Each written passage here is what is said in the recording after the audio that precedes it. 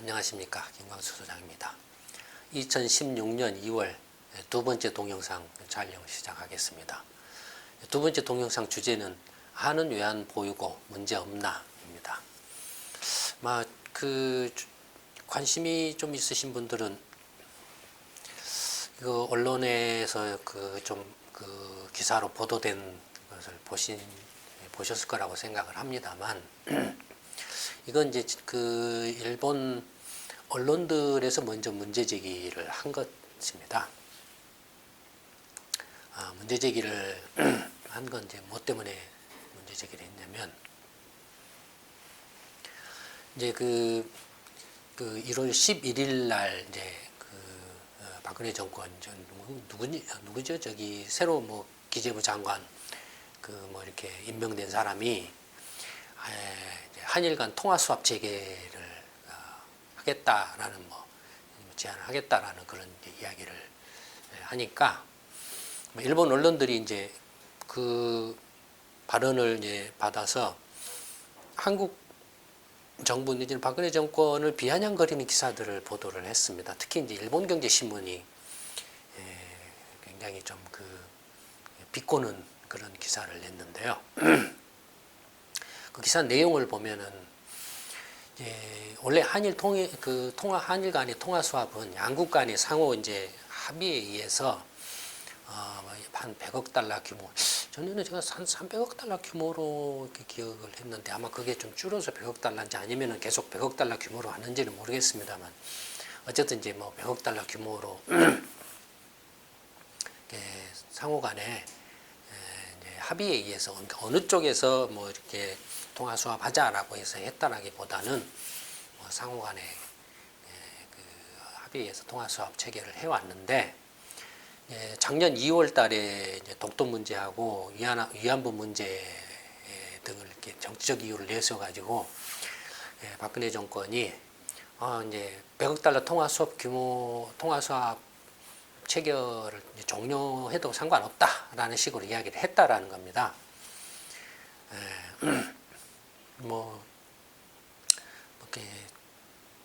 그래서 한국 정부가 먼저 통화 수합이 필요 없다라고 해놓고 1년도 채 안 된, 1년 정도밖에 안 된 때 와가지고 외국인 투자자들의 자본 이탈이 이제 계속되니까, 그래서 정세가 급박해지니까 위안부 문제 타결도 아마 그런 복선을 깐 것 아니냐. 물론 이제 미국의 압력도 있었을 수도 있고, 또 박근혜 정권의 이렇게 꼼수도 있을 수도 있고, 하지만 어쨌든 또 이런 이제 외국인 투자자들의 자본 이탈 압력도 높아져서, 그래서 이제 위안부 타결 문제를 이렇게 타결한 직후에 곧바로 이제 다시 통화 수합을 재개하자라고 이야기를 했는데, 그건 조금 뻔뻔스럽다라는 거죠. 일본 정부 입장에서는 한국 정부가 통화 수합 재개를 요청한다면 환영한다라는 식으로 이렇게 발언을 했는데, 이제 일본 언론이나 일본 국민들의 어떤 감정 정서 차원에서 보면 조금 이렇게 괘씸하다 이런 느낌이 든다라는 이제 그런 기사를 낸 겁니다. 그래서 이제 일본 경제 신문이 그 기사에서 이렇게 이야기를 한 바를 간단하게 정리를 해보면, 작년 2월에 한국 정부가 한일 간의 통화 수합 이제 더 이상 이렇게 연장하지 않는다라고 연장하지 않겠다가 중단하겠다라고 이렇게 했을 때 한국 정부가 내세웠던 것이 뭐였냐면, 외환 보유가 3,600억 달러를 넘어서 이제 규모로 보면은 세계 7위 규모에 해당한다 이겁니다. 7번째로 외환 보유고가 많은 나라에 해당한다는 거죠. 그런가 하면은 일본뿐만이 아니라 한국 정부가 이미 중국하고 또는 인도네시아, 말레이시아, 아랍에미리트 연방 또는 호주 이렇게 5개국하고 총 800억 달러 규모의 통화 수합도 체결을 한 상태이기 때문에 굳이 일본과 100억 달러 규모 통화 수합을 계속 유지할 필요가 없다라고 말을 했다라는 거예요. 근데 이제 일본 신문이 이제 주장하는 것은 외국인 투자자들의 자본 이탈이 이제 일어나고 있다라는 거죠. 일어나게 있는 계기는 뭐냐면 다들 아시는 것처럼 올 연초 들어오자마자 중국 주가가 다시 급락을 해서 그로 인해서 이제 세계 주가가 동반급락을 했지 않습니까? 한국 근데 사실은 자본 이탈은 뭐 이렇게 올 연초 이렇게 주가 급락을 시작으로 해서 이 자본 이탈이 일어난 게 아니고 이미 작년 하반기 그러니까 중국의 그 주가 거품이 붕괴된 작년 6월 이후부터 계속 이제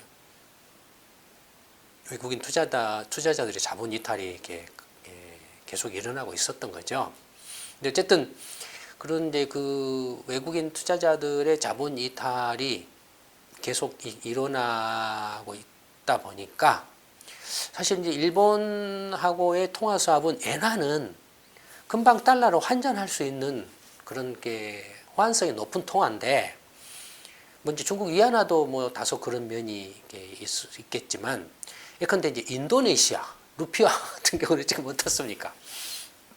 인도네시아 루피아는 지금 뭐 한 9천 달러당 9천 한 800, 9천 루피아에서 지금 14,000 루피아까지 뭐 치솟아 있죠. 그래서 인도네시아 경제 자체가 휘청거리고 있죠. 지금 말레이시아는 어떻습니까?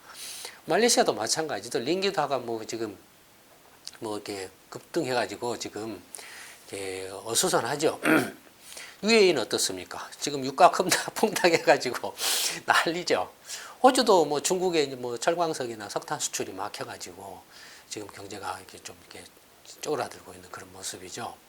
그러니까 이런 나라들하고 통화 수합을 한 건 자국 통화들을 맞바꾸자는 통화 수합이라는 예를 들어서 인도네시아하고 한국은행이 통화 수합을 체결했다라고 하면 한국의 원화하고 인도네시아 루피아하고 통화 수합을 한다라는 겁니다.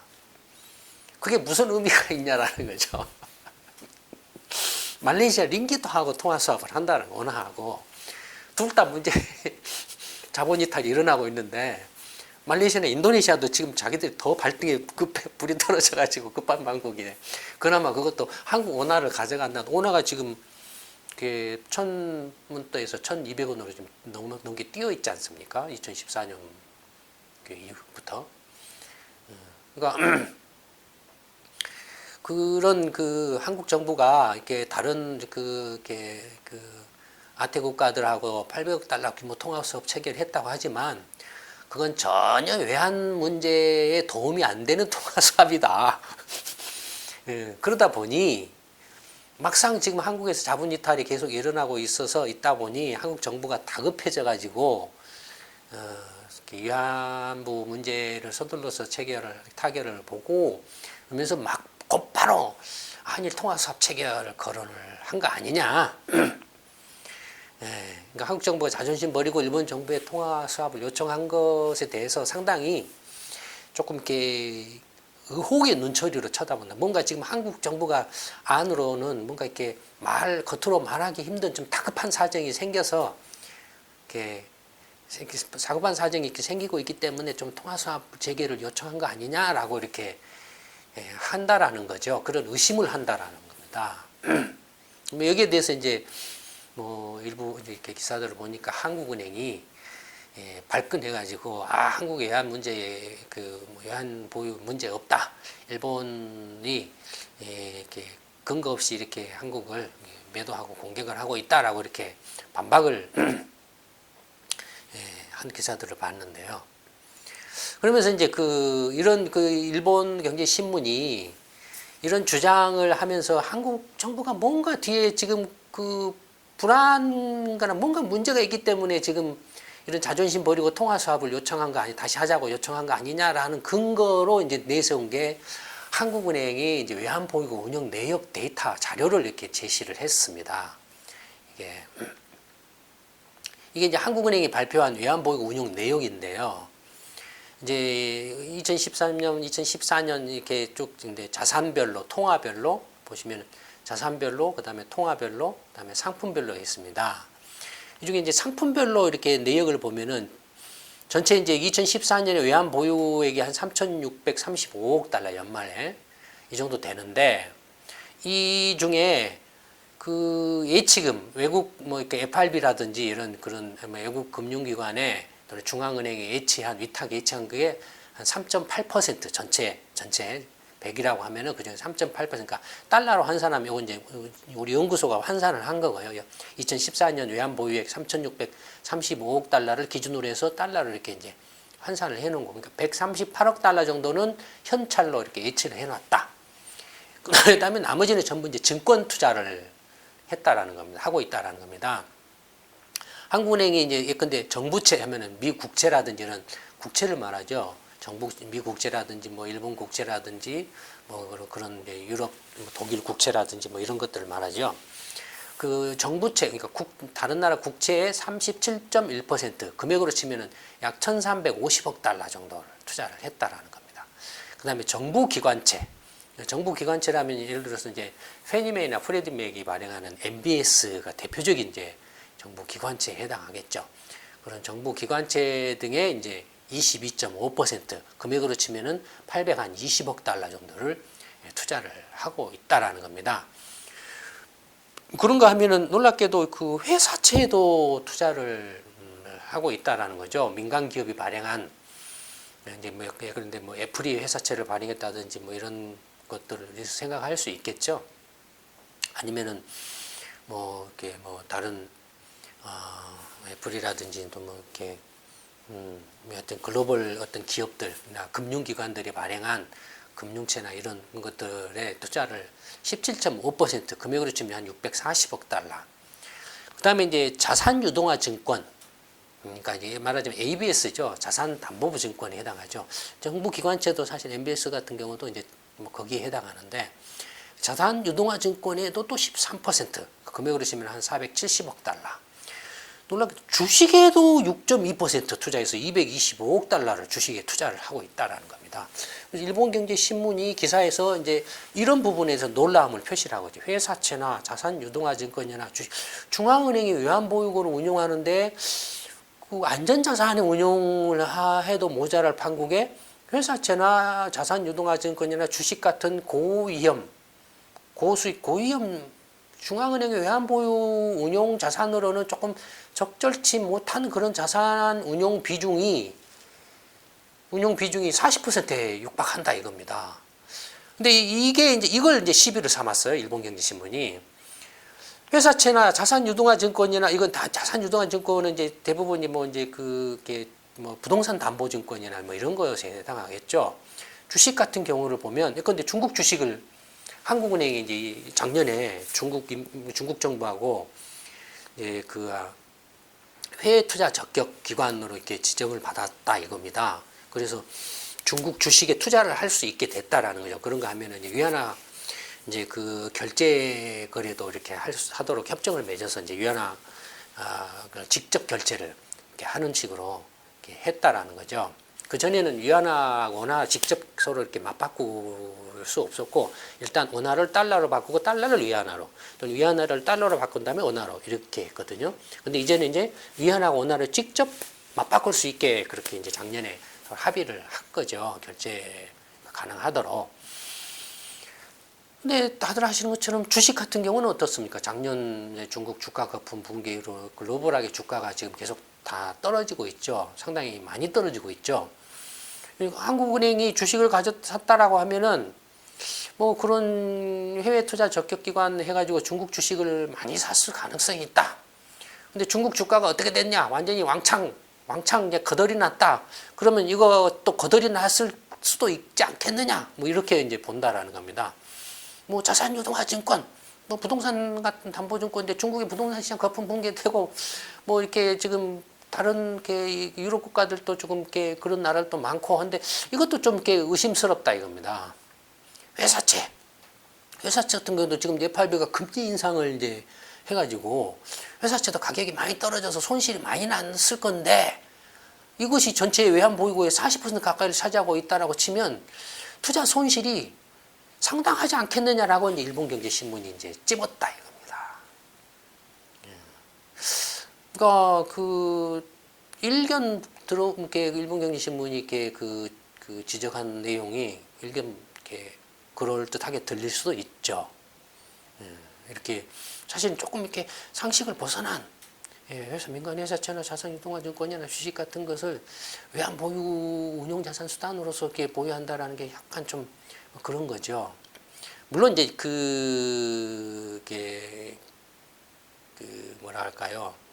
나라에 따라서 약간 그 외환보유 자산을 운용하는 그런 그 투자 대상의 차이가 있습니다.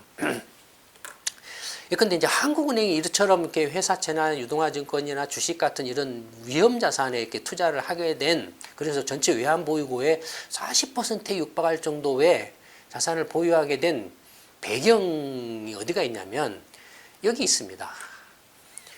한국투자공사에 있습니다. 예전에 처음 시작할 때는 한국투자청으로 시작을 했는데요. 한국투자공사라서 말하자면은 국부펀드 운용기관에 해당한다라고 이렇게 보시면 되겠습니다.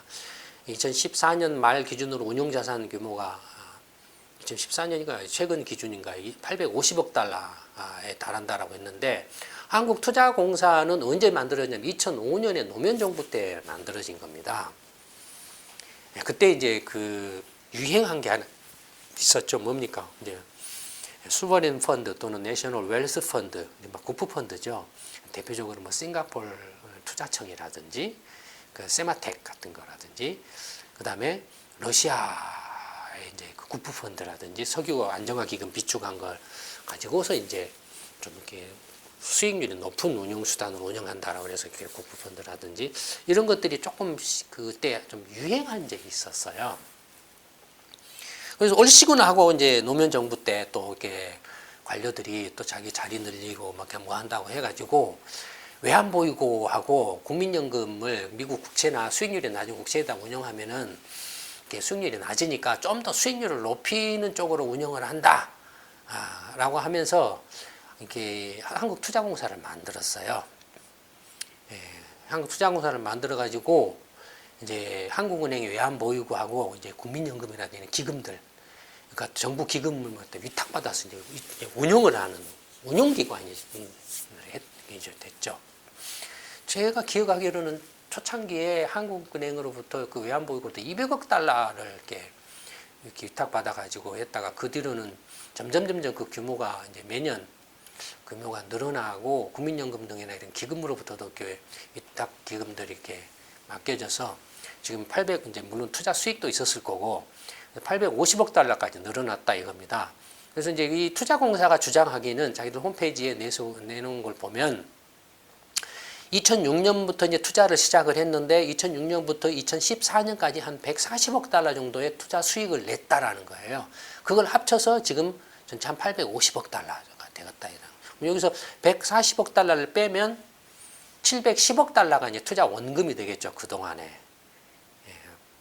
투자 원금이 되겠죠. 140억 달러 이익을 냈다 이겁니다. 근데 연도별로 투자 수익 그 투자 운용한 수익률을 보면은 적자가 확 난 때도 있어요. 뭐 이제 2008년 때는 2009년인가는 어마어마하게 적자가 났다가 손실을 봤다가 2008년인가는 엄청난 손실을 냈다가 2009년에는 다시 이렇게 주가라든지 이렇게 수익률이 이렇게 급등하면서 이제 또 수익률이 또 굉장히 많이 났다든지. 근데 어쨌든 뭐 그렇게 이제 한국투자공사가 이렇게 이제 냈다라고 주장을 한다 이겁니다. 근데 이게 이제 자산이기 때문에 시가평가에서 그때 가격에 따라서 이제 이게 규모가 확 달라지죠. 그러니까 그다음에 사실 믿을 수가 없어요. 이건 나중에 정권이 바뀌고 나면 한번 제대로 이렇게 실사가 필요합니다. 여러분들 다시 아시는 사자방 비리 같은 거 있지 않습니까? 그리고 이미 투자공사도 많은 문제들이 그동안에 제기가 됐죠. 또 노출이 됐었죠. 부동산 투자에서 말아먹었다든지, 그 다음에 뭐 그 글로벌 금융위기 때 뭐죠? 어떻게 골드만삭스인가 뭔가 그 미국 금융기관에 뭐 이렇게 잘못 이렇게 돈 질러댔다가 막 그때 다 뻥뻥뻥 뒤로 넘어지고 그때 질러댔다가 손실을 봤다든지 알 수가 없어요 지금.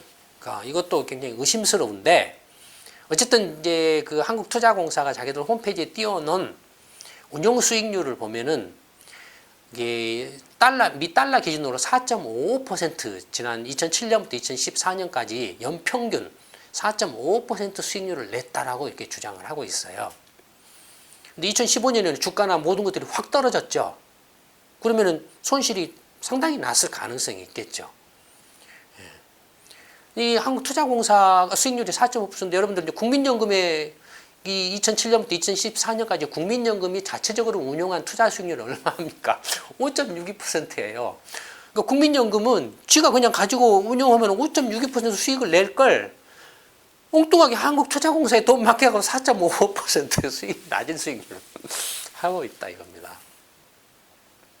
그런가 하면은 한국투자공사가 이게 우리 140억 달러 넘게 수익을 냈습니다라고 주장한다 이거. 수익 내는 거 당연하죠. 미 국채 사놓으면 이자가 그냥 들어올 거 아니에요. 근데 거기 자기들 월급 나가고 뭐 나가고 뭐 이놈 빼먹고 저놈 빼먹고 했을 수도 있잖아요.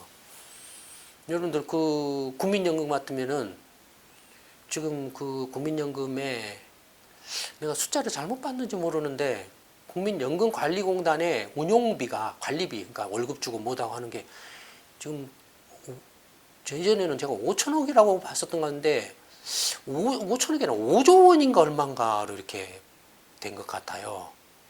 전체 그 매년 빠져나가는 돈이 그것이 계속 늘어나고 있는데 5조 원인가 6조 원인가 연간 이렇게 빠져나가는 그런 식으로 나온 것 같아요. 다시 한번 제가 확인을 좀 해보겠습니다만 국민연금도 어마어마하게 지금 이렇게 만약에 5조 6조씩 매년 월급이나 뭐 관리공단 운영비로 경비로 빠져나간다고 하면 문제 심각합니다 지금.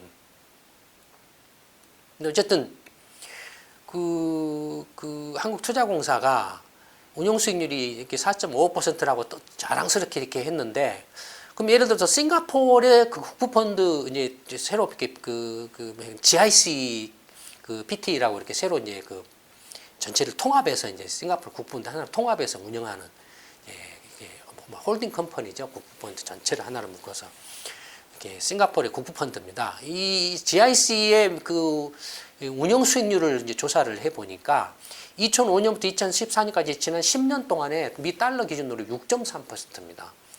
2% 가까이 넘게 높은 수익률을 내고 있어요. 한국투자공사보다도.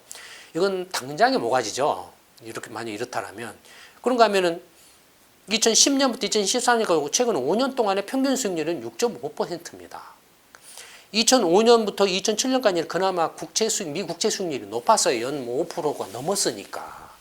또는 뭐 정부 기관채 MBS나 이런 것들은 6%를 넘었으니까. 그런데도 그 금리가 낮았던 시절에도 싱가포르의 GIC의 그 투자 운용 수익률은 6.5%입니다. 한국투자공사는 4.55%밖에 안 돼요. 예. 그러니까 이 지금 상당히 좀 이렇게 문제가 심각하다라고 할 수 있죠. 그러니까 이 한국은행의 외환보유고가 이런 데 위탁돼 가지고 이제 그러니까 이 한국투자공사가 주식도 사고 주식을 한 40% 넘게 사고 있고, 그 다음에 이제 뭐 회사채도 사고 있고, 뭐 이렇게 주식과 이제 채권이죠. 주로 주식하고 이제 국채라든지 공기업체라든지 공공채죠. 공채 같은 것들 투자를 전체 한 90%를 투자를 하고 있고, 나머지 10%는 이제 뭐 아시는 것처럼 이렇게 자산 유동화지고 심지어는 헤지펀드에도 투자하고 있어요.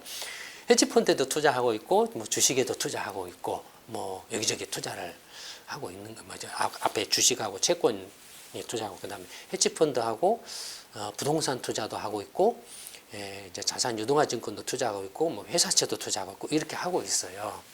그러니까 850억 달러의 10% 가량이면 85억 달러가 이제 그런 데 투자가 되고 있다는 거겠죠.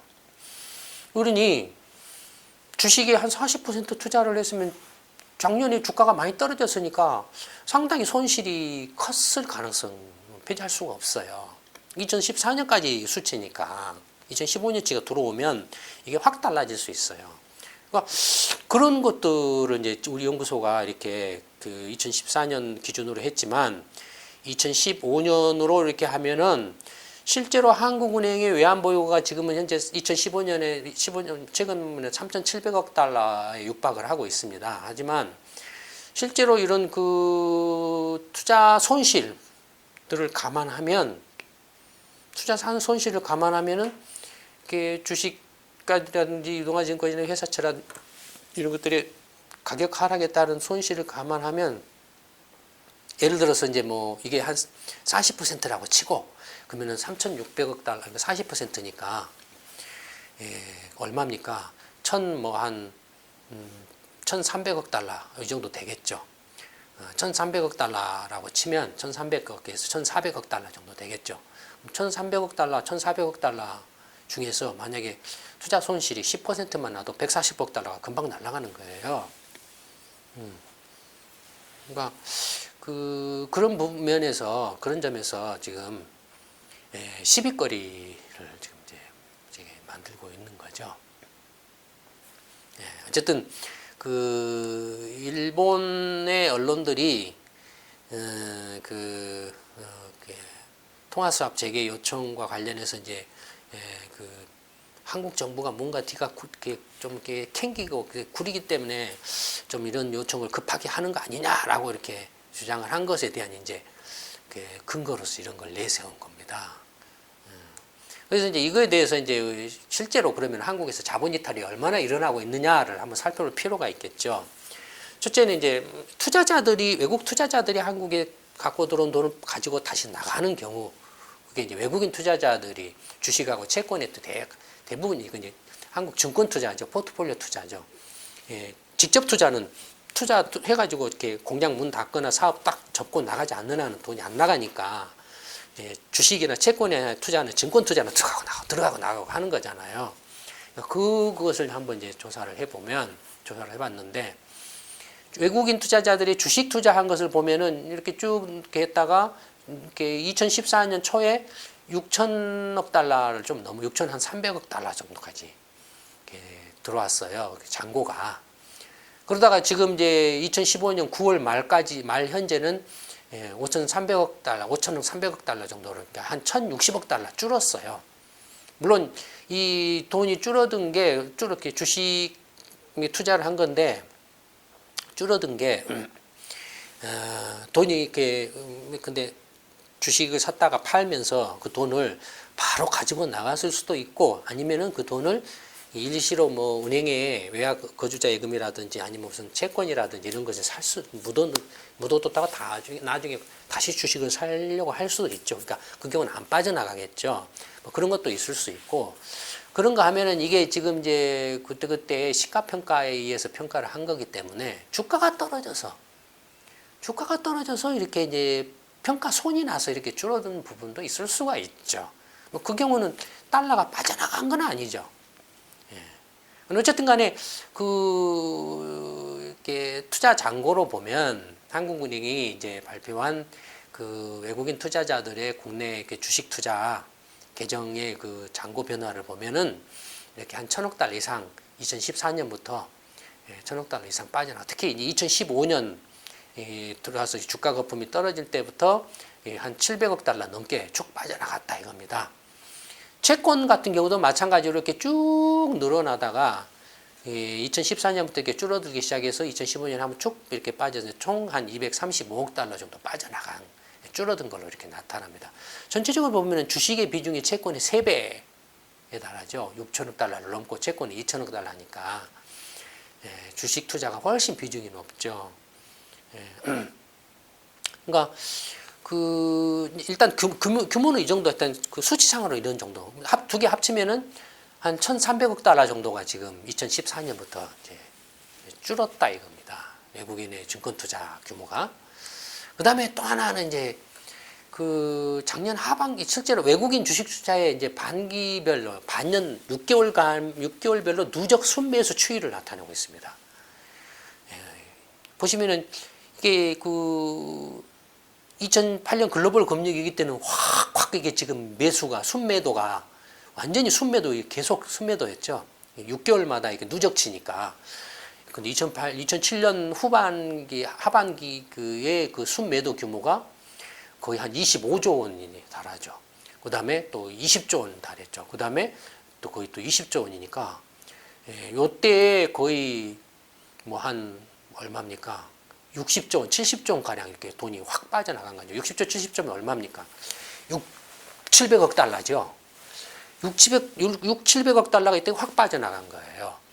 그것이 전에도 몇 차례 말씀드렸던 것처럼 외국인 투자자들 돈이 확 빠져나가고 또 시중은행들 단기외화 자금 상환 그 문제에 걸려가지고 한국은행이 이때 대신 시중은행들한테 600억 달러를 대신 외환보유고에서 갚아준 그런 일이 2009년 초에 일어났었죠. 예. 이런 것들도 그런 영향을 미친 거다 이겁니다. 그러다가 이제 2009년부터 주가가 오르시면서 또 확 들어오죠. 돈이. 외국인 투자들이 들어옵니다. 2011년에 이제 또 그 한번 시끄럽고 재정절벽이 일어나고 뭐 이렇게 또 뭐 어쩌고 저쩌고 뭐 할 때 또 좀 빠져나갔다가 2012년에 또 이제 QE3 한 해 만에 하면서 이렇게 또 들어왔다가 2013년 전반기에는 빠졌다가 하반기에 또시 또 확 또 이렇게 들어왔다가 2014년에 이렇게 들어왔다가 2015년 그 이른바 중국 주가 거품이 절정에 달할 때 막 또 쏟아져 들어왔다가 2015년 하반기부터는 또 확 빠져나가고 있죠. 이 빠져나간 규모를 보면 2008년 글로벌 금융 위기 이후에 가장 크죠. 이 규모가. 그러니까 지금 외국인 투자자들의 자본 이탈이 지금 작년 그 여름 중국 주가 거품 붕괴 이후에 가파르게 지금 빠져나가고 있는 그런 모습을 보이고 있죠. 이게 언제 멈출지는 알 수가 없어요. 계속 빠져나갈 가능성을 배제할 수가 없죠. 주가가 계속 빠진다든지 경제가 다시 꼬꾸라진다든지 하면은 계속 빠져나갈 가능성이 있다. 지금 여기에 지금 이렇게 걸려 있는 걸로. 이게 이제 작년 하반기, 이제 작년 7월 이후 이제죠. 그다음에 이 외국인 투자한테 주식 투자의 순 매수 매도의 움직임하고 원달러 환율의 반기별 누적 변동폭이 서로 깨끗하게 연동하고 있습니다. 깨끗하게 연동하고 있어요. 예를 들어서 이때는 확 외국인 자금이 빠져나갔을 때 어떻습니까? 원화 환율이 폭등을 했죠. 폭등하고 있지 않습니까? 이렇게 쭉 빠져나갈 때. 그래서 1,600원, 막 1,500원까지 튈던 이런 때죠.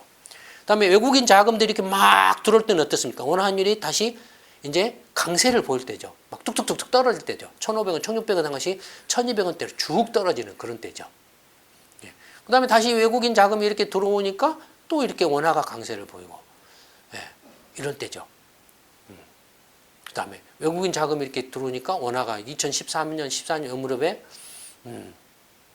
어떻습니까? 또 요때 2013년 후반기 외국인 자금이 확 들어오니까 원화가 달러당 거의 1,000원까지 육박하는 2014년에 이렇게 외국인 자금들이 이렇게 쭉 들어오니까 달러가 이렇게 원화가 1,000원 선에 육박하는 그런 강세를 보였죠. 그러다가 이제 다시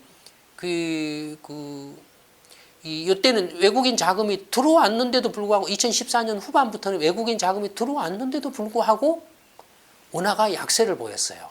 원화 환율이 튀었어요, 이렇게. 이건 뭡니까? 한국은행의 시장 개입이죠. 이렇게 읽어내는 거예요. 이건 저희 연구소 말고는 이걸 읽어낼 수 있는 것이 없습니다. 실제로 이때 한국은행이 시장 개입을 했어요. 그다음에 외국인 자금이 이제 작년 하반기부터 이렇게 쭉 빠져나가니까 원화가 어떻습니까? 튀고 있죠. 1,200원 넘어가고 튀고 있죠. 네, 이런 겁니다. 원화 환율 어떻게 될 것인가도 외국인 투자자들의 주식 순매수 매도 동향으로부터 그대로 읽어낼 수 있죠.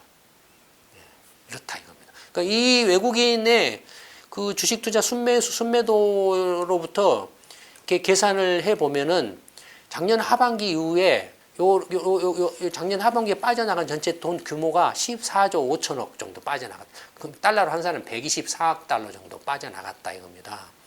그러니까 대체적으로 이제 이걸 다 빠져나갔다고 치면 1,300억 달러에다가 124억 달러까지 합치면 1,400억 달러 정도가 빠져나간 거죠. 그러면 3,600억 달러 좀 넘는 데서 1,400억 달러가 만약에 빠져나갔다고 하면은 상당히 심각한 정도죠.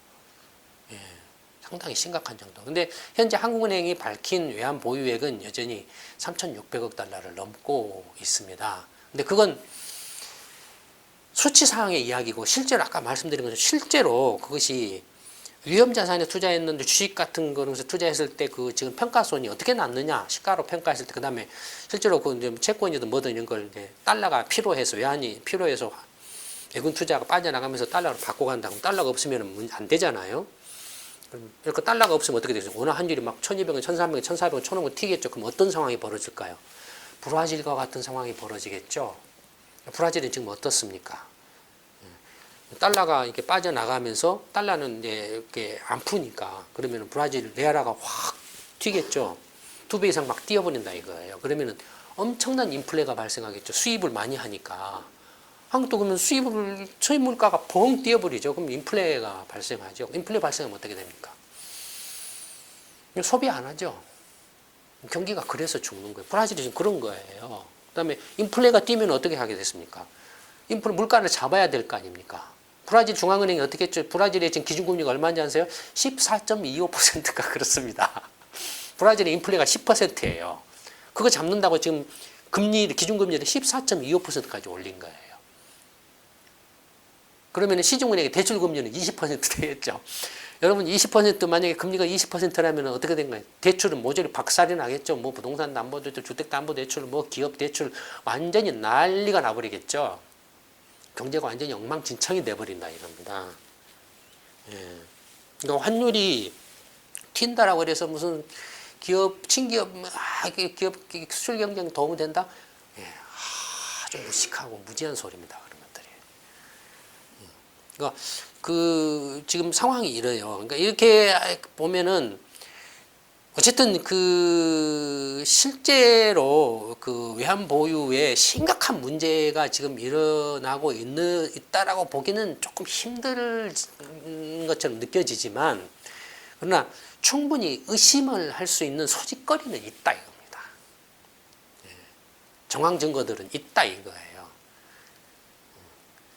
결론적으로는 한국 정부가 한 치 앞도 내다보지 못하면서 오로지 정치적 꼼수로 이렇게 한일 통화 수합을 중단했다가 1년 만에 다시 우리 통화 수합 다시 좀 이렇게 한번 해보자라고 이렇게 슬쩍 할 정도로 얼마나 무능하고 무지합니까? 얼마나 이렇게 뻔뻔스럽습니까? 우리가 봐도 뻔뻔스럽잖아요. 나라를 경영한다라는 것이 대외적으로 국민들의 자존심이라든지 나라의 품위를 지키는 것도 말할 수 없이 중요한 거죠. 국민들이 지금 박근혜 씨나 이렇게 세운을 대한 개판 쳐가지고 일본 사람들한테 우리가 조롱받고 이렇게 비웃음 사고 할 이유가 뭐가 있습니까? 그렇잖아요. 나라 경영을 제대로 했다라면 굳이 우리가 일본 언론들은 일본 국민들한테 비아냥이나 비꼬는 소리를 들을 이유가 없잖아요. 네, 그렇습니다. 네. 2월 두 번째 동영상은 이걸로 마치도록 하겠습니다. 감사합니다.